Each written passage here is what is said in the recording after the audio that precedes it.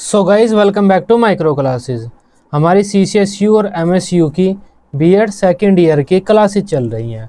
आज का हमारा सब्जेक्ट रहने वाला है पर्यावरण शिक्षा।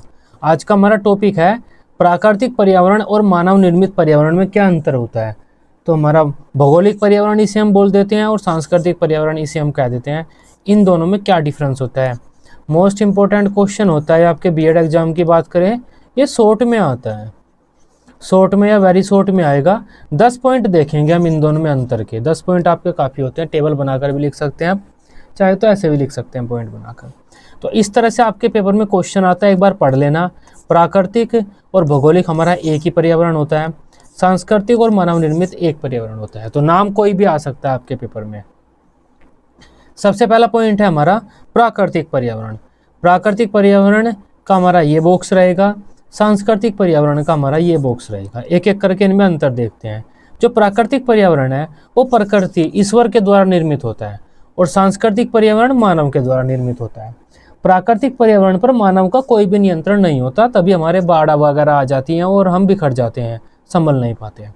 लेकिन सांस्कृतिक पर्यावरण पूरा मानव के द्वारा नियंत्रित होता है।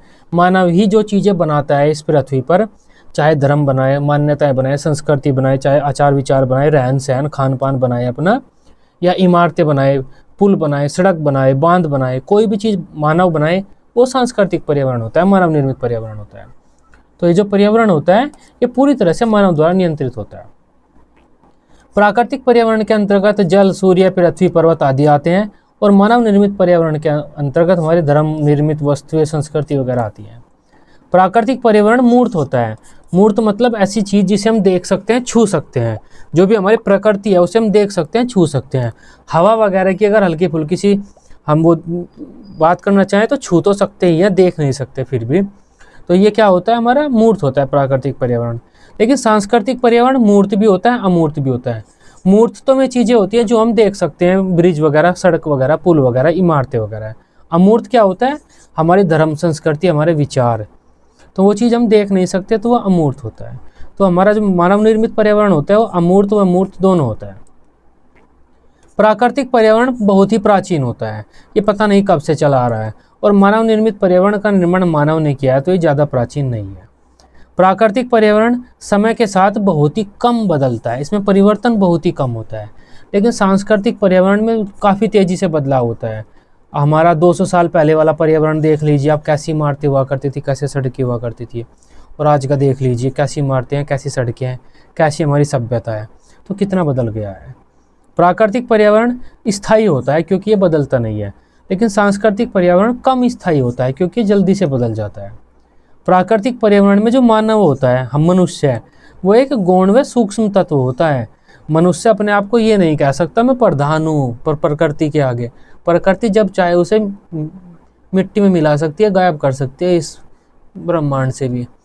तो क्या हुआ, मानव एक छोटा सा चीज़ हुआ प्रकृति में, प्राकृतिक पर्यावरण में हुआ। लेकिन सांस्कृतिक पर्यावरण में मानव मुख्य तत्व होता है क्योंकि मानव इसका निर्माण करता है। जो प्राकृतिक पर्यावरण होता है हमारे जीवन का आधार होता है। ये इसी के आधार पर हम अपना खाना बनाते हैं, खाना चुनते हैं। अब जंगल से जाते हैं, लकड़ी चुनते हैं तो खाना बनाते हैं, पेड़ पौधों से फल तोड़कर खाना खाते हैं, तो ये हमारे जीवन का आधार होता है। लेकिन सांस्कृतिक पर्यावरण का निर्माण हमने अपने जीवन को सरल बनाने के लिए किया है।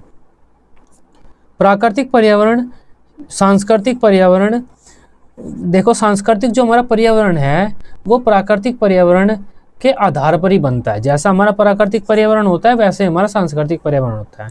तो प्राकृतिक पर्यावरण का सीधा सीधा सा प्रभाव हमारे सांस्कृतिक पर्यावरण पर पड़ता है। प्राकृतिक पर्यावरण ही सांस्कृतिक पर्यावरण का आधार होता है और सांस्कृतिक पर्यावरण का प्राकृतिक पर्यावरण पर अधिक प्रभाव नहीं पड़ता। तो ये हमारे सिंपल से 10 पॉइंट थे, प्राकृतिक पर्यावरण और मानव निर्मित पर्यावरण में क्या अंतर होता है। शॉर्ट क्वेश्चन में आता है, आसान सा क्वेश्चन है। आई होप इस टॉपिक को अब आप समझ पाए होंगे। वीडियो अच्छी लगी हो आप इसे अपने बीएड ग्रुप में दोस्तों के साथ शेयर कर सकते हैं। बीएड की सभी सब्जेक्ट की डेली रेगुलर क्लासेस लेने के लिए आप इस चैनल को सब्सक्राइब कर सकते हैं। Till then bye bye, take care.